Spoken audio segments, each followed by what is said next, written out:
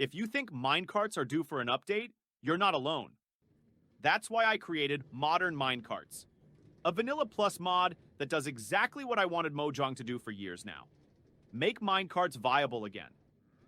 My first goal was to make minecarts faster, but so I don't break any contraptions using powered rails, I added copper rails, which are twice as fast as powered rails.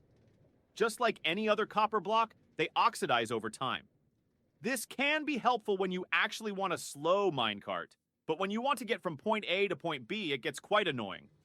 To keep that from happening, you can either scrape of the oxidization from time to time, or use honeycomb to stop the oxidization entirely. Copper rails are crafted using a new smithing template. This can be found either in abandoned minecarts or in villages. Using a smithing table, it can be used to combine a powered rail and a copper ingot to create a copper rail. However, this damages the smithing template over time, causing it to break after crafting 3 stacks of rails. To keep crafting rails, you can duplicate this template like any other using 7 diamonds, a copper block, and the template itself. Now to something you've already seen in this video, chaining minecarts together. This allows you to transport great amounts of items, villagers, or players at the same time. Simply shift-click the minecarts with a chain to connect them.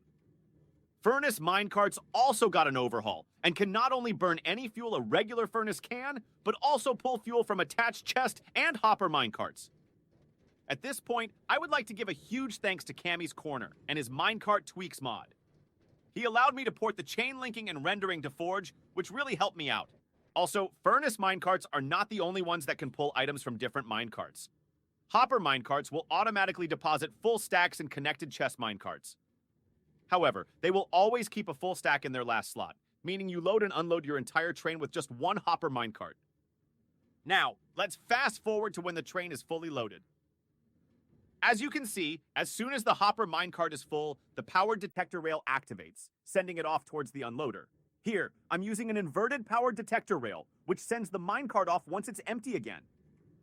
This is of course only a small example, and I'm sure you'll come up with much more complex contraptions yourself. Lastly, I want to show you a few recipes, starting with the powered detector rail. For this, you'll need 6 gold, 1 quartz, 1 redstone, and a pressure plate. The rail crossing, which you have probably spotted throughout the video, requires 4 iron and 5 sticks. The rail jump can either be crafted with a rail and a stick, or you can just right-click an existing rail. The last major change is to the crafting recipe of powered rails, which now gives you 12 rails instead of 6. This should help make big minecart projects more affordable. And that's it already, all features of modern minecarts. I know it's not the most comprehensive minecart mod out there, but I wanted to keep that vanilla feeling. All in all, I'm very happy with how this project turned out, and I hope you have just as much fun playing as I had creating it. If you want to play with the mod, follow the link in the description or search for Modern Minecarts on CurseForge. Thanks for watching, and goodbye.